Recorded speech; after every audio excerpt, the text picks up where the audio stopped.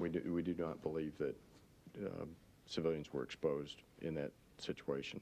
And in all the situations, we do know that some civilians were exposed in tests that occurred in Hawaii, possibly in Alaska, and possibly in Florida.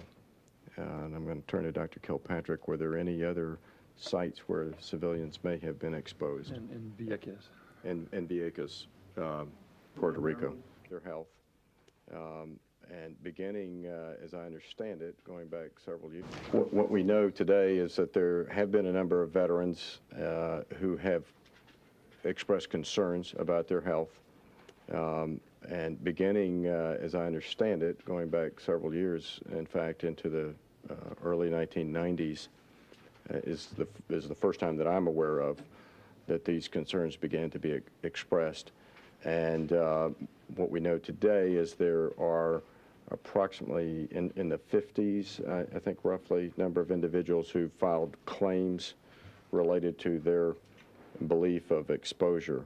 Different roles depending upon the test and the situation. Let me turn it. This testing was part of a tripartite agreement with Canada, the United States, and Great Britain. And the testing that was done involved people conducting the tests from each of those three countries. The testing in Great Britain was done at Portendown. The testing done in Canada was at Ralston, their again, chemical testing facility. And both Great Britain and Canada have released this information to their public some years ago. That protective gear and measures were taken. Whether those, the information seems to suggest that in every case where live agents were used, that protective gear and measures were taken.